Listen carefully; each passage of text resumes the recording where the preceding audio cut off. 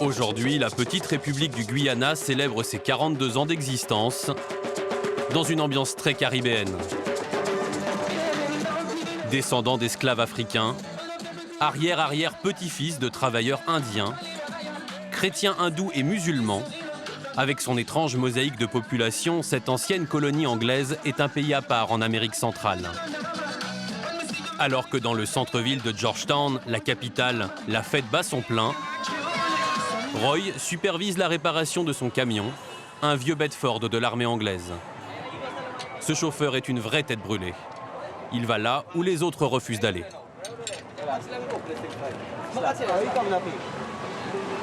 Ça va les gars? Ils changent les plaquettes de frein, car celles-là sont mortes. En général, tous les 4 voyages, il faut les changer. Les routes du Guyana sont sans pitié, mais en un seul voyage, Roy peut gagner jusqu'à 300 €, plus de 2 fois le salaire minimum. Les camions peuvent se renverser. Il n'y a pas longtemps, il y en a 2 qui ont fini sur le toit. On peut avoir de la boue jusque-là, plein de boue. Parfois, ça monte jusqu'aux fenêtres. Chaque semaine, Roy ravitaille en essence les mines d'or à l'intérieur des terres. Sans lui, les mineurs ne pourraient pas travailler. Le Guyana est l'un des pays les moins peuplés du monde. 800 000 habitants pour un territoire grand comme l'Angleterre. 94% de la population vit sur la côte. Partout ailleurs, l'immense forêt amazonienne avec ses fleuves infranchissables et ses pluies diluviennes. La jungle, c'est le terrain de jeu des Bedford. Ces camions sont les seuls à oser l'affronter. Allez, allez! Pour les chauffeurs, conduire est une lutte perpétuelle contre les éléments.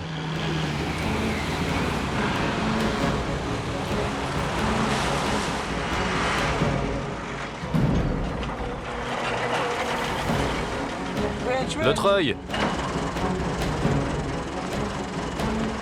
C'est pas gagné.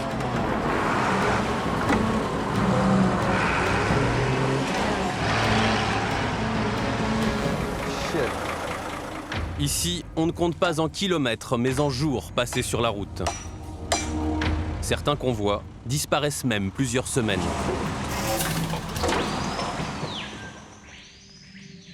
Au-delà de la forêt, les cow-boys règnent sur la savane et ses immenses troupeaux.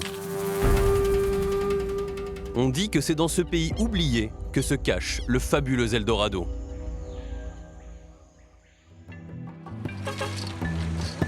Nous sommes sur le fleuve Essequibo, il est 6 h du matin. Roy vient d'embarquer sur le premier bac de la journée. À l'arrière du camion, assis sur 2500 litres d'essence, quelques chercheurs d'or. Leur destination, les mines de Blackwater. L'endroit n'est qu'à 50 km, mais la piste est l'une des plus dangereuses du Guyana. Les chauffeurs vont rouler en convoi. Ce matin, c'est Devin qui ouvre le passage. J'ai passé toute la semaine derrière le volant et je n'ai pas encore dormi. 3 voyages, 3 voyages. Là, c'est le 4e et je n'ai toujours pas fermé l'œil. Roy se montre beaucoup plus nerveux. Je dois me concentrer sur la route, sinon on aura plein de problèmes. Le convoi débouche sur une succession de ponts vermoulus, rongés par l'humidité. Attends. Ça passe de ton côté? On attend souvent qu'ils s'effondrent avant de les réparer.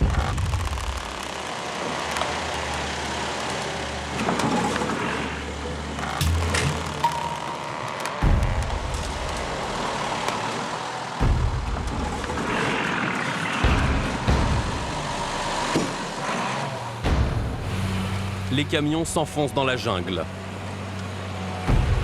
Il n'a pas plu depuis des jours, mais la route est détrempée. La piste de Blackwater ne sèche jamais.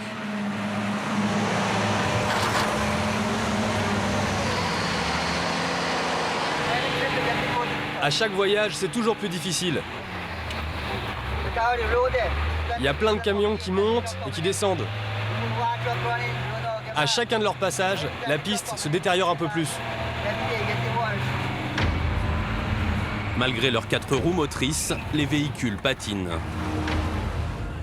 La progression devient lente et pénible.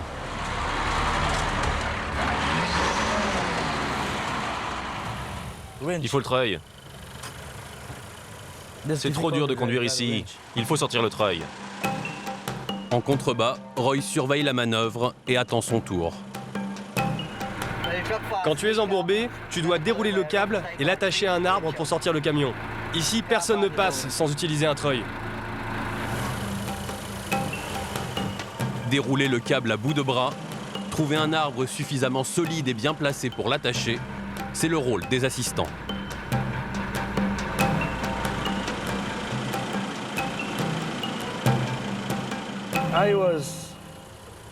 J'ai été l'un d'entre eux.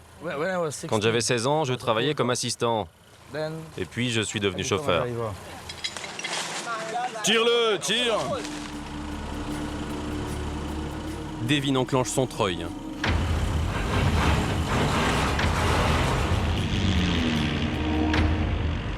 Le câble s'enroule lentement sur lui-même, tractant les 8 tonnes du camion et de sa cargaison.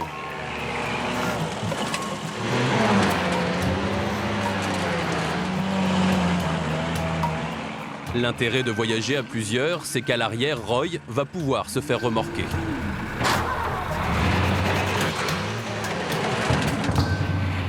Le plus important, c'est de bien choisir sa trajectoire. Il faut trouver le meilleur passage. Conduire prudemment, c'est rentrer sain et sauf.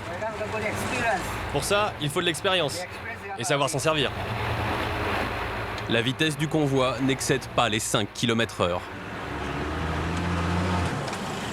Sortez le treuil! Le labeur se transforme en une longue et douloureuse succession d'efforts. Il est midi, la température dépasse les 40 degrés. Le taux d'humidité, lui, flirte avec les 90%.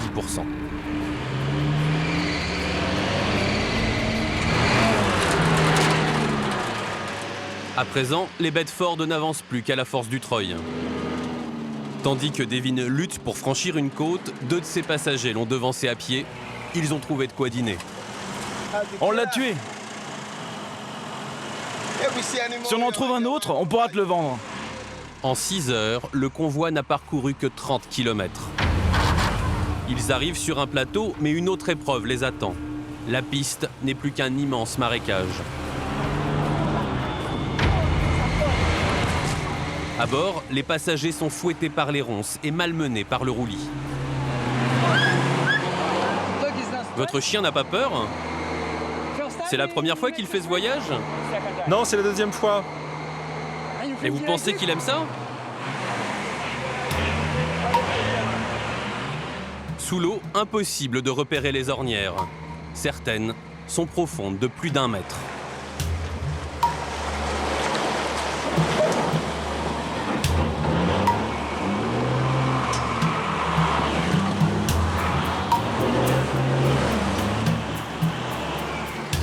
Si les assistants trouvent encore la force de s'amuser, Devin, lui, est à bout de nerfs. Et l'autre qui est encore perché sur son tonneau. Descends, idiot! Allez, tire, mon pote! En essayant de se dégager, Devin s'enfonce encore davantage. Roy décide de tenter un autre passage. Ici, la piste semble en meilleur état, mais rien pour accrocher le treuil à proximité.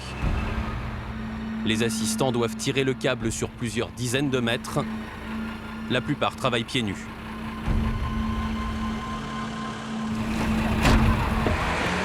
Au Guyana, les voies les plus simples en apparence s'avèrent parfois les plus difficiles.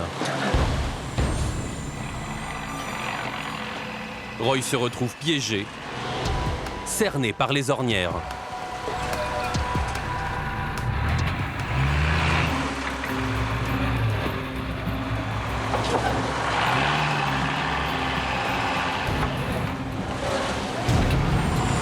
Le chauffeur doit mettre toute la puissance de son moteur dans la bataille.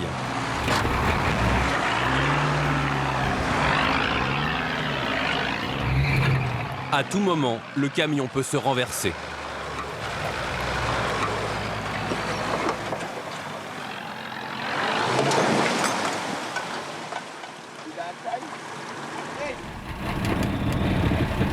combat dure près d'1 heure.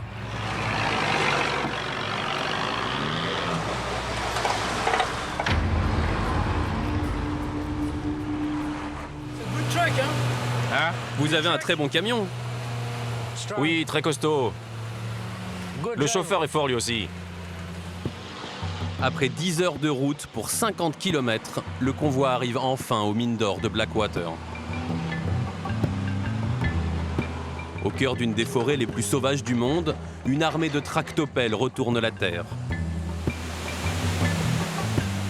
Ici, on détourne l'eau des rivières et on rince sans cesse le sol dans l'espoir de trouver la moindre poussière d'or. La vie est rude dans cet endroit reculé. On dort à la dure, sous de simples toiles de tente. Les hommes déchargent les vivres avant de s'attaquer au bien le plus précieux, l'essence. Les besoins en carburant sont énormes. Cet excavateur-là fonctionne 24 heures sur 24. Il consomme 2 bidons par jour. Les dragues, elles ont besoin de 2 bidons par jour aussi. Alors 20 bidons, ça ne me dure qu'une semaine. Mustapha, le patron de cette mine, est loin d'être un millionnaire. Le réapprovisionnement engloutit presque tous ses bénéfices. Ce camion avec son chargement, l'essence et les vivres, la viande, tout ça, ça me coûte 10 000 euros. Chaque voyage, c'est 10 000 euros. Comme beaucoup de Guyaniens, Mustapha a vécu aux États-Unis. Il y a passé près de 30 ans. Hélas, un revers de fortune l'a forcé à rentrer au pays, tenter sa chance dans les mines d'or. J'ai ma femme et mes 2 filles aux États-Unis. Je rentre tous les 4 ou 5 mois. Ce n'est pas une vie facile, il faut faire des sacrifices. Mais aux États-Unis, tu sais, tu ne vis que pour payer les factures. Ici, pas de salaire. Les mineurs sont payés au pourcentage. Ils doivent souvent patauger dans l'eau des journées entières avant de trouver quelques grains de poussière d'or. C'est pas facile. Les gars vont finir de travailler vers 18 heures. Après, ils vont se laver dans la rivière. Ensuite, ils dînent et vont se coucher vers 20 heures. Demain, ils seront debout dès 3 heures du matin pour reprendre le travail. Tous les jours. Et puis, il y a la malaria, le typhus, la dengue. Il faut subir tout ça. Ici, tout le monde a la malaria, y compris moi. Quand tu viens ici, tu finis toujours par l'attraper.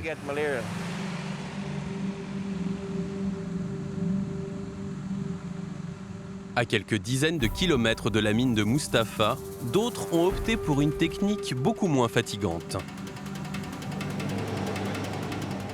Dans un méandre de la rivière Potaro, une étrange créature de tôle et de métal rouillé.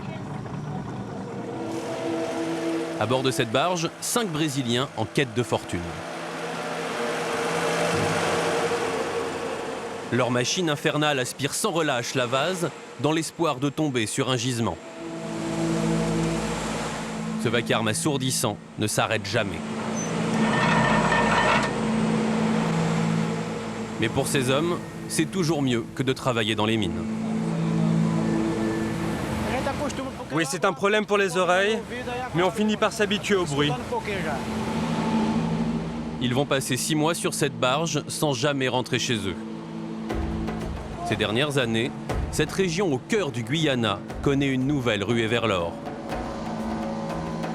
Après des semaines dans la jungle, les hommes viennent à Madia chercher un peu de vie sociale. Cette bourgade de 4000 habitants est la seule ville des environs. L'état des rues contraste avec les rêves de fortune qu'inspire la région. Tout le monde ici vit au rythme des chercheurs d'or. Le principal commerce se fait dans ce genre d'échoppe. On rentre ici avec beaucoup d'espoir et on repart souvent avec ses désillusions. On est venu ici pour vendre notre or et on va rien en tirer. J'ai pas raison? Et toi qui as vendu ton or, vas-y file-moi 1000 $ ou même 500, donne-moi ta monnaie. Tu me dois bien ça. Pas maintenant. Et pleure pas, hein. Non, pas moyen. Pourtant tu sais qui je suis, t'es pas un vrai pote. Je te dis pas maintenant. Tiens, fais-moi un bon prix, mec. L'or est payé au poids. Pour 1 gramme, un mineur peut espérer toucher une trentaine d'euros. La plupart du temps, cet argent durement gagné est aussitôt dépensé dans les bars de Mahdia. Depuis l'arrivée des chercheurs d'or, la prostitution a explosé et avec elle, l'épidémie du sida. Au Guyana, cette maladie est la principale cause de décès chez les 25-44 ans.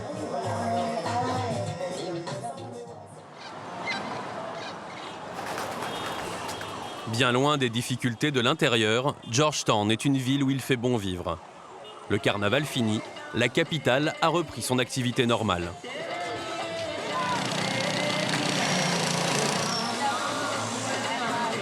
Au centre de cette effervescence, le marché couvert. Au pied de ce grand édifice, à l'allure victorienne, les files de minibus s'allongent. Ces véhicules sillonnent quotidiennement les routes et les pistes du Guyana.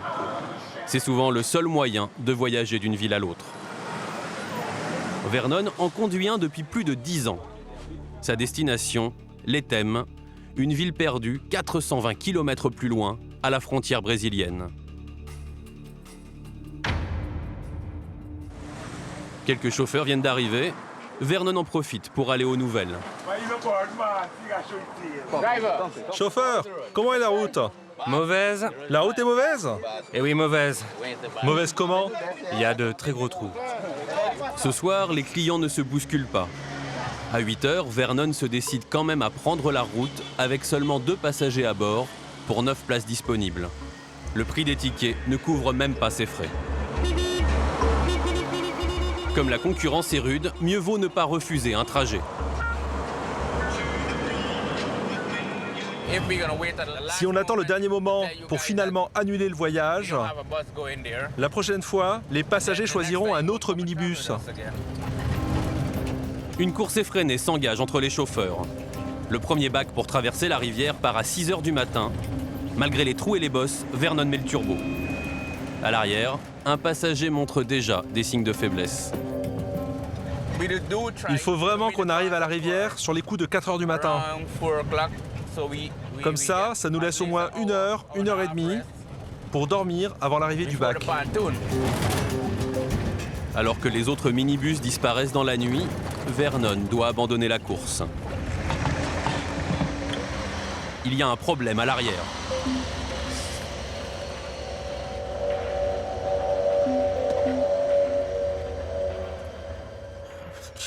Allez, faut que je change la roue. L'un des passagers lui donne un coup de main. Il est 1 h du matin, à des centaines de kilomètres à la ronde, ce n'est que la forêt amazonienne.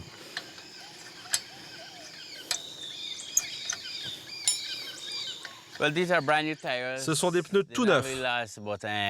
Ils tiennent à peu près 4-5 voyages.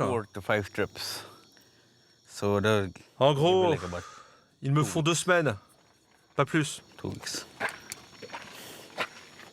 Cette crevaison, c'est déjà 40 minutes de sommeil en moins pour Vernon. Impossible de rattraper le temps perdu.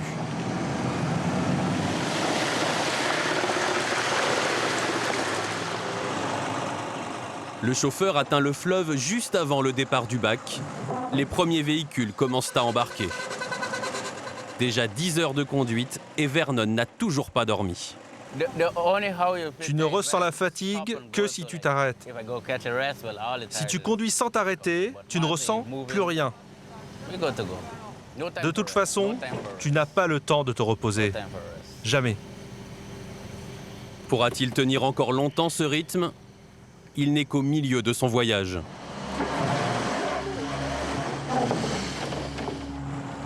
L'Essequibo est le fleuve le plus long et le plus large du Guyana. Sa traversée prend une vingtaine de minutes. Pour ceux qui ont voyagé toute la nuit, c'est l'occasion de se rafraîchir un peu. L'attente du bac a remis tous les concurrents à égalité. Une nouvelle bataille va bientôt s'engager entre les chauffeurs. Le premier arrivé raflera le plus de passagers au voyage du retour. Si Vernon veut se refaire, c'est maintenant ou jamais. Si je trouve ça prudent? Oui. Tant que tu contrôles le véhicule, tout va bien. De toute façon, son compteur a depuis longtemps déclaré forfait. J'ai 3 bus devant moi. C'est une question de survie. C'en est trop pour le passager malade. Il finit le voyage penché à la fenêtre. Vernon a gagné la partie et file vers les thèmes. Pour les autres minibus, la course continue et mieux vaut ne pas traîner sur leur passage.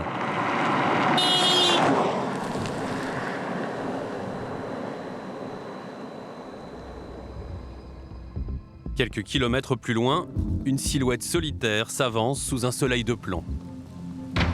Ross, chauffeur de poids lourd, est en panne ici depuis 2 jours.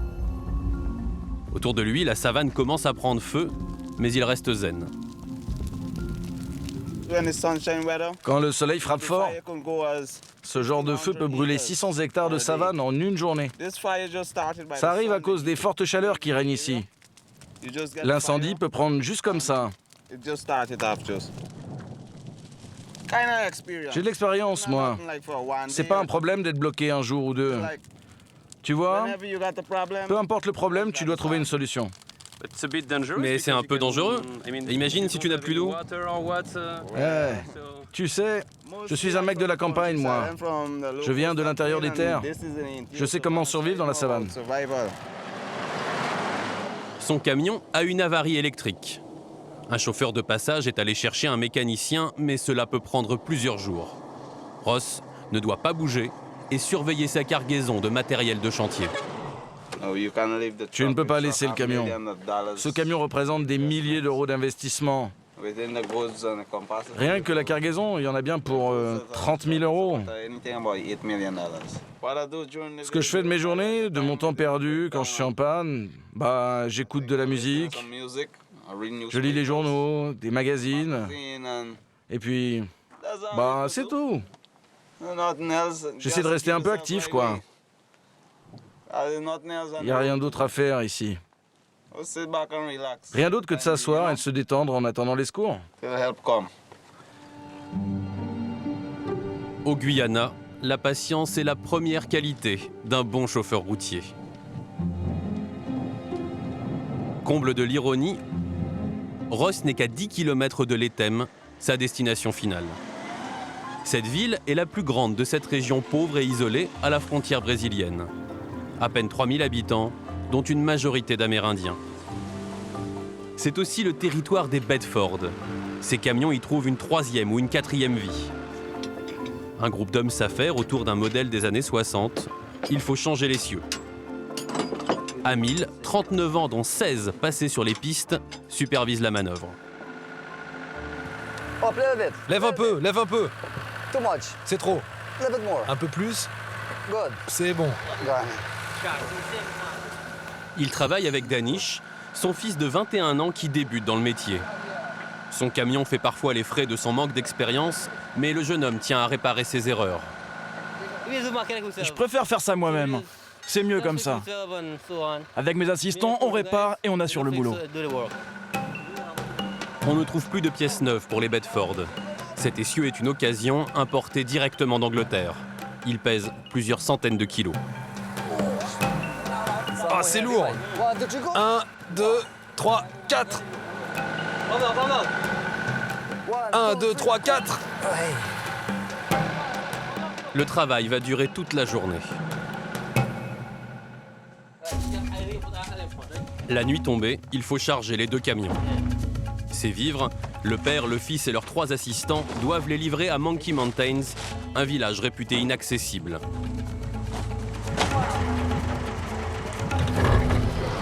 Deux jours, une semaine, un mois, on ne peut jamais prédire combien de temps va durer le voyage. L'endroit n'est pourtant qu'à 200 km plus au nord. Le pont s'est effondré sur la route principale. Il faut qu'on prenne un autre chemin. On va couper plus bas par la rivière. C'est arrivé il n'y a pas longtemps. Les 120 premiers kilomètres, Amil tient absolument à les parcourir dans la soirée. Tant pis s'il faut rouler près de 6 heures de nuit, mieux vaut en faire un maximum avant la grande inconnue. Après Karasabay, c'est carrément pire. Alors on va devoir passer la nuit là-bas et repartir vers 7h30 du matin. Sur cette route, on a besoin de voir ce qu'on fait. À chaque génération, son style de conduite. Si le père ne relâche jamais son attention, Danish, lui, pousse le volume de ses écouteurs au maximum pour couvrir le bruit du moteur. Les camions arrivent au village de Karasabay vers 1h du matin. Cet abri est à la disposition des rares voyageurs de passage. Chacun se hâte d'y accrocher son hamac, mais il y en a un qui a du mal à trouver le sommeil. Non, laisse allumer! Amil fait les 100 pas. J'arrête pas de penser à demain. Est-ce qu'on va passer ou pas?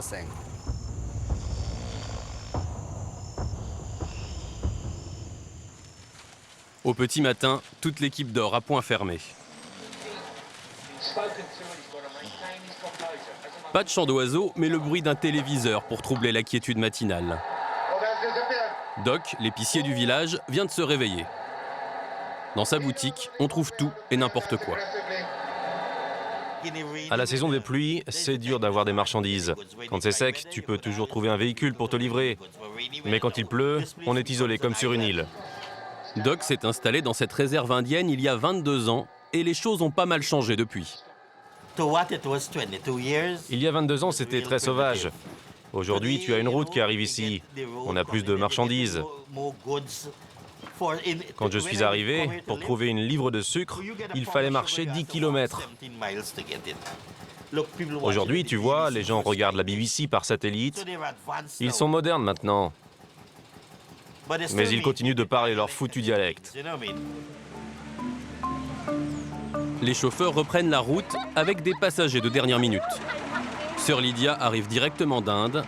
Elle vient prêcher la bonne parole dans les villages isolés. Merci beaucoup. Et dès la sortie de Karasabay, Là, faut se mettre en 4 roues motrices. Avec les vitesses courtes. Amil vient d'enclencher les crabos. Ces petits rapports de vitesse démultiplient la puissance du véhicule.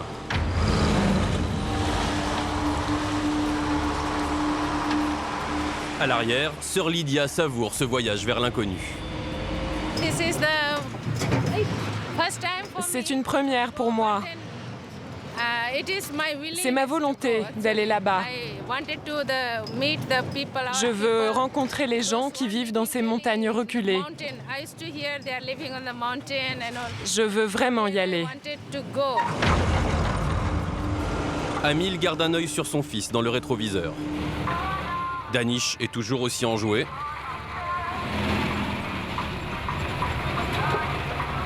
Les assistants, eux, profitent de leurs tout derniers instants de répit.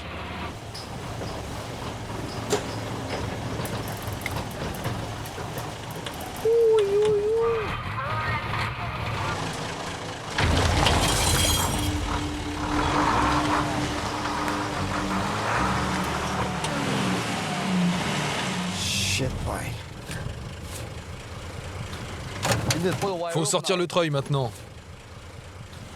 On a besoin du câble pour sortir le camion de là. Allez les amis, au boulot! Amil est respecté par ses assistants car il n'hésite pas à mouiller la chemise avec eux. Tu devrais essayer celui-là. L'utilisation du treuil est indispensable, mais elle n'est pas sans risque.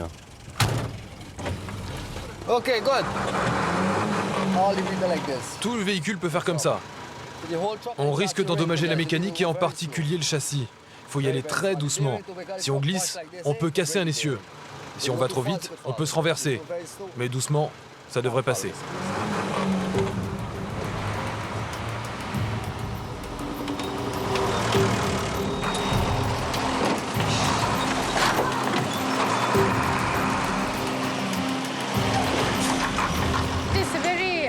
Quelle aventure! Mais c'est très dur. Quand tu vois cette route, tu as du mal à croire que les gens arrivent à passer. Et malgré tout, ils acceptent de nous conduire. On apprécie qu'ils prennent autant de risques pour nous. C'est à la vie, à la mort. Mais tout est entre les mains de Dieu. Dieu est tout-puissant et décide de tout. On doit juste croire en lui, et voilà. La foi n'empêche pas la prudence. La religieuse est descendue du camion pendant la manœuvre. Amil s'en tire sans encombre, mais son fils à l'arrière est fébrile. Le jeune homme a enlevé ses écouteurs.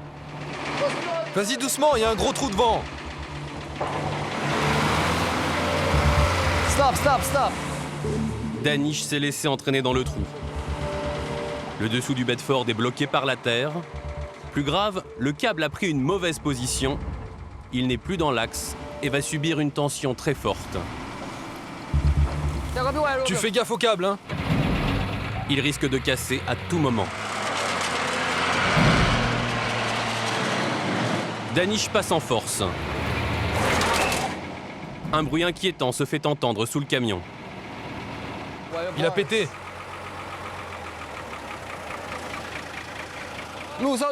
Détends le câble. Merde. Le câble a cassé.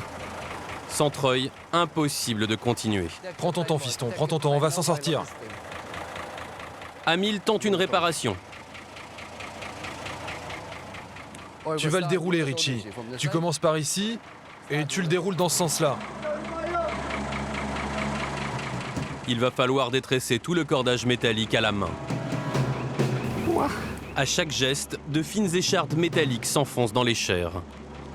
Coupe-le là, juste ici. Avec ses moyens rudimentaires, la réparation prend plus d'1 heure.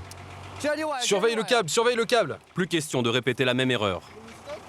Ouais, détache-le. Tu peux passer par là. La route est meilleure. Et puis il y a ce gros arbre là. Bouge-toi un peu, mec.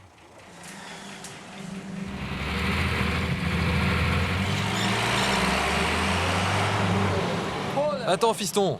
Viens. Par ici. Non, fiston, non. Le père refuse de prendre le volant pour aider son fils. Ce serait lui faire un affront. Doucement. Plus doucement. À chaque manœuvre délicate, Amil va le guider. Attends, fils.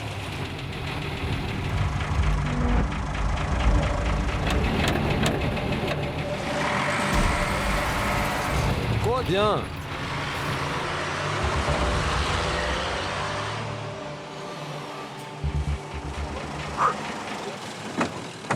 Et on est reparti, toujours doucement.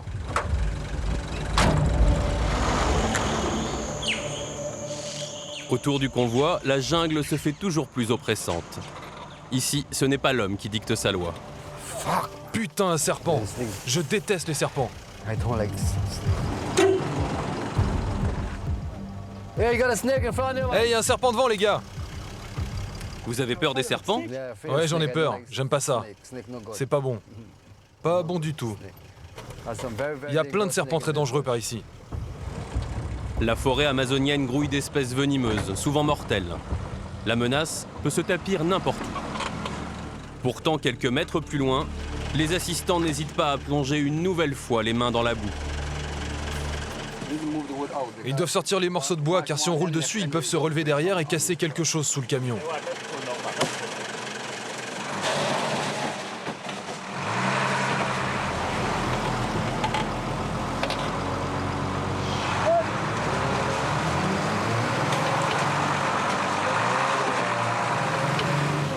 Garder le contrôle du véhicule se fait au prix d'efforts épuisants. Allez! Dans ce camion, tout est manuel. Il n'y a pas de direction assistée. Juste la force des bras. On passe aussi les vitesses en manuel avec les pédales. Tout est manuel.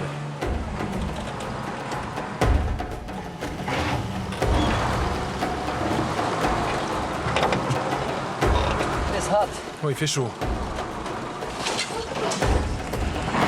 À l'arrière, secouée et ballottée, sœur Lydia n'a pas perdu sa bonne humeur.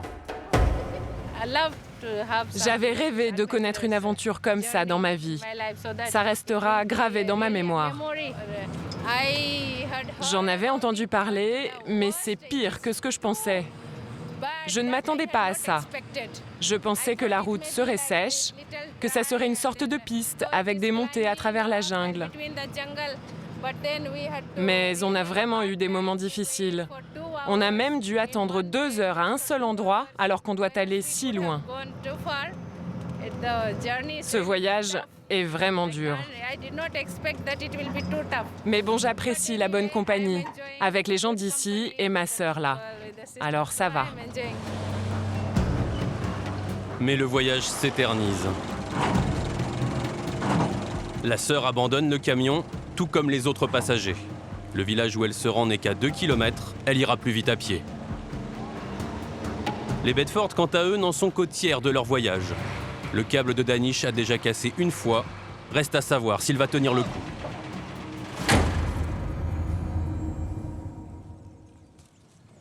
Plus bas dans la savane, on rentre le bétail. Cette immense plaine, c'est le territoire des vaqueros, les cow-boys du Guyana. Ces hommes sont des cavaliers d'exception. Leur signe distinctif, ils refusent de porter des bottes et préfèrent monter pieds nus. Pour eux, passer 8 heures par jour à dos de cheval, c'est une seconde nature. Il n'y a pas vraiment de difficulté. On regroupe les vaches et on s'assure qu'elles sont toutes dans l'enclos. On les ramène ici pour vérifier si on en a perdu et si certaines sont malades. Ces hommes n'ont rien mangé depuis hier, mais leur premier geste est pour leur monture. Pendant ce temps, on s'affaire en cuisine. Norma met la main à la pâte et garde un œil sur tout. Ici, c'est elle la patronne. Seuls les Amérindiens sont prêts à travailler ici, parce qu'ils connaissent le boulot et sa dureté. Ils peuvent passer la journée entière dehors sans manger. Le principal problème dans cette région, ce sont les parasites. Un cadeau des chauves-souris vampires qui sucent le sang du bétail pendant la nuit.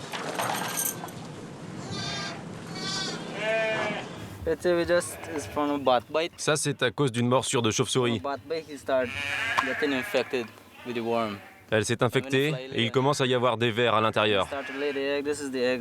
Tu vois, là, ce sont leurs œufs. Ensuite, ça peut se propager dans tout le corps et faire des grosses plaies partout. Si on ne la traite pas rapidement, cette blessure finira par tuer l'animal. Pendant ce temps-là, un groupe de vautours attend son heure. Aujourd'hui, les cow-boys vont tuer une bête. On dépèce l'animal. Les bons morceaux seront pour les hommes, le reste pour les charognards.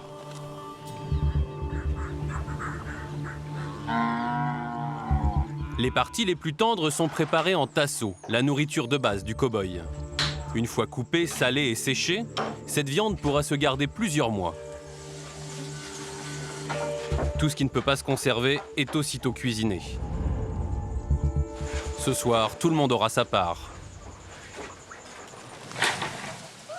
Si la vie est dure, Norma ne partirait d'ici pour rien au monde. J'ai ça dans le sang, j'aime cette vie. C'est bon d'être un fermier et un éleveur.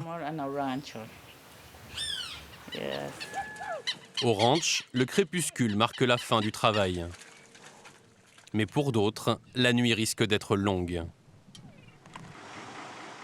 Il est minuit passé, des lampes s'agitent dans l'obscurité. Amil et ses hommes sont toujours bloqués en pleine jungle. C'est très difficile. La pente est trop raide et rien pour accrocher le treuil. C'est que des bébés arbres, tout ça. Il faut en trouver un plus gros, un grand-père. Mais pour le trouver, ce grand-père, il faut s'enfoncer au cœur de la forêt. Toujours pieds nus, les assistants déroulent le treuil sur une 60aine de mètres. Tire le câble! Tire le câble!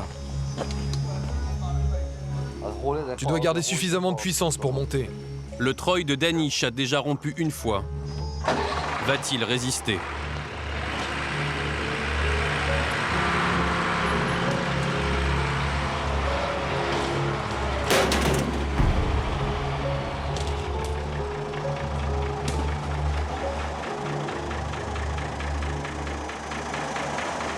Le câble a cassé.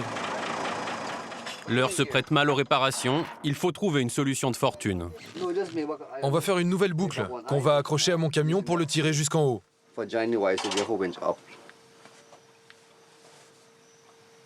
Mais vous pensez que ça sera aussi solide? Oui, aussi solide. Mais le câble sera plus court. Les 20 mètres de câble restants devraient permettre de remorquer Danish. Pas facile de faire un nœud avec un fil métallique de 2 cm d'épaisseur. Maintenant on treuille et on remorque.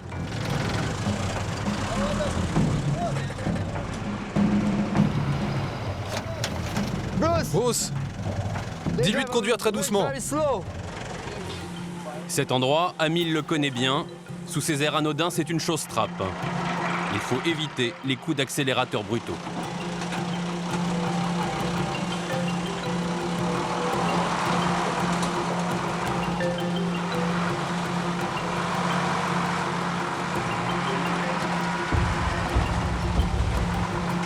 Le père est passé. C'est au tour du fils de franchir le marécage. Danish se laisse surprendre à la toute dernière minute.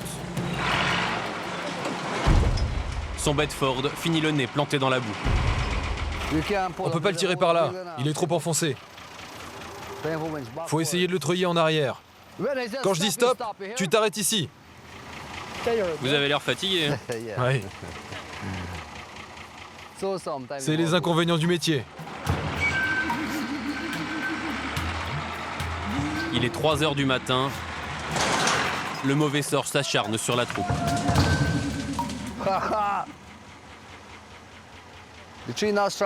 L'arbre n'est pas assez solide, il a pas tenu le coup. Faut en trouver un autre, plus solide. Faut le tirer en arrière. Et puis il va encore essayer de passer. Une deuxième fois. Amil et ses hommes n'ont pas dormi depuis plus de 20 heures. Ils continuent de se battre avec l'énergie du désespoir.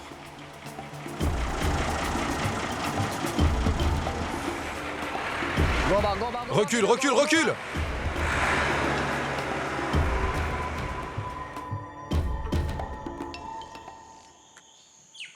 Au petit jour, la situation ne s'est guère améliorée. La fatigue a eu raison de toute l'équipe. Le camion de Danish est toujours de l'autre côté du marigot. La nuit a été courte et le dernier repas remonte à hier matin. Pourtant, toute l'équipe se remet au travail le ventre vide. Certains réparent le câble, d'autres préparent un manche de pioche improvisé. On est habitué à ça. On n'a pas peur. On se dit jamais que c'est un métier de fou. On essaie juste de pousser le plus loin possible. On veut pas s'éterniser sur la route. Bruce, l'assistant le plus expérimenté, trouve la solution. Si c'est l'eau qui pose problème, il suffit de drainer la route. Et voilà, l'eau s'en va. Il y en a là-dedans.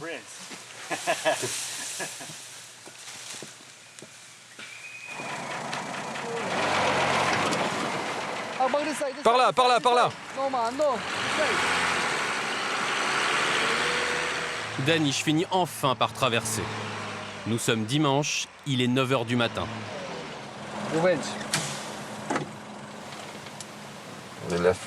On est parti vendredi soir, vers 20 h. On a mis 3h30 pour atteindre Karasabay. Et là, ça fait combien d'heures? Je sais pas, je fais jamais attention à ça. En tout, Amil a passé plus d'une trentaine d'heures au volant et n'a dormi que 6 heures. Je suis fatigué. Je suis fatigué et j'ai faim.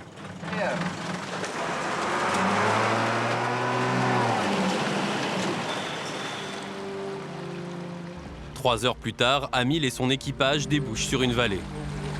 Cette eau fraîche sera leur seul petit déjeuner.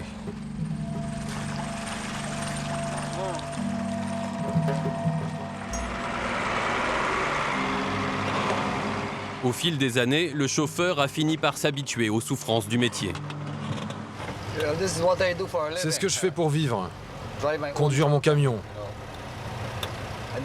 J'aime pas ça, hein, mais j'ai pas le choix. Il se prépare à affronter une ultime épreuve, les pierres. On commence la grosse montagne à présent. Il ne reste que 10 km. 1 heure de montée. À présent, les assistants continuent à pied, en éclaireur. Va devant pour dégager la grosse pierre. Cette grosse-là, cette grosse pierre. On peut pas s'arrêter dans la montée, même s'il y a une pierre. Et une grosse pierre, ça peut casser quelque chose sous le camion. Mais le Bedford de Danish est forcé de s'arrêter en pleine côte. Serre la corde pour pas qu'elle glisse. Faut que cette pierre sorte de là. pousse-la vers le bas. Attache la corde, comme ça ira. Mais elle est grosse, tu sais. Si on la tire vers nous, elle devrait sortir. Allez, on l'enlève. Le Bedford est fatigué. La mécanique est mise à rude épreuve.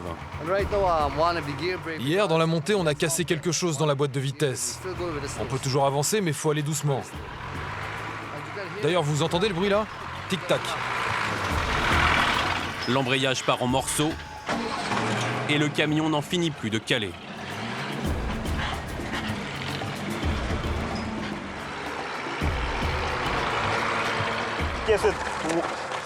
Je dois mettre cette cale quand le camion s'arrête pour l'empêcher de reculer. Sans ça, il redescendrait jusqu'en bas. Mètre après mètre, Danish finit par se hisser péniblement au sommet de la côte. Nous sommes à 900 mètres d'altitude. Monkey Mountains n'est plus très loin.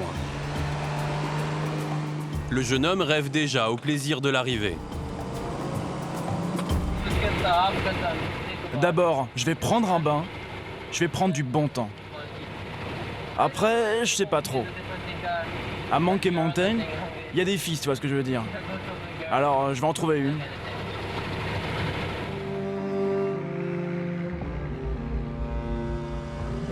Au crépuscule, le convoi arrive enfin à destination.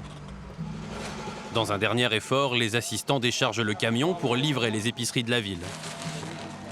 Je suis fatigué. Ça a été un long voyage. On va se trouver un lit, manger, puis dormir. Le voyage a duré plus de 48 heures. Amil s'effondre. Demain, il reprendra la route en sens inverse.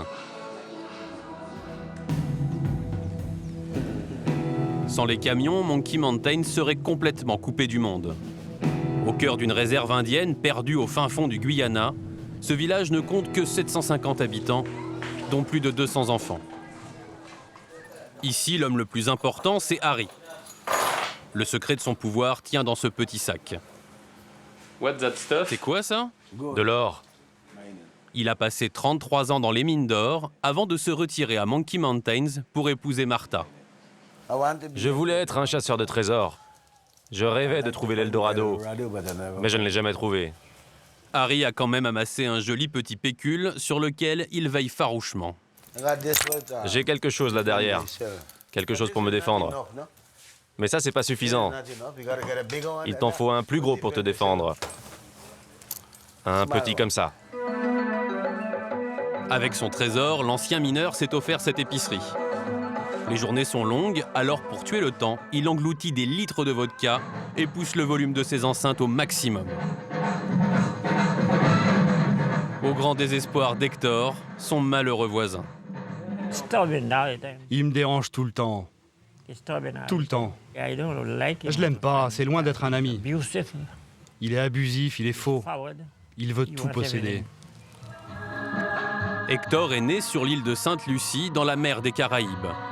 À l'âge de 8 ans, il est arrivé au Guyana avec sa mère.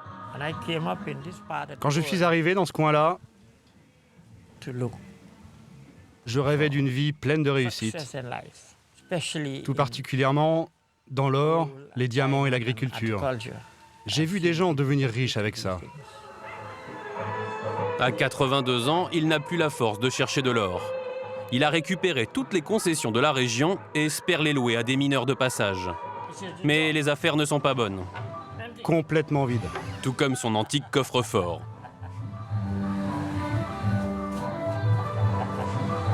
C'est vide? Ouais. Enfin non, il est pas vide. C'est le certificat de naissance de mon fils. Cette maison, c'est la seule richesse du vieil homme. J'aurais voulu l'agrandir, l'aménager mieux. Mais bon, ça s'est passé autrement. On n'a pas toujours ce qu'on veut, surtout ici. Hector n'a pas perdu l'espoir. Depuis sa terrasse, il continue de guetter l'arrivée de mineurs prêts à louer ses concessions. Mais à Monkey Mountains, la ruée vers l'or s'est terminée il y a bien longtemps. Et l'horizon reste désespérément vide.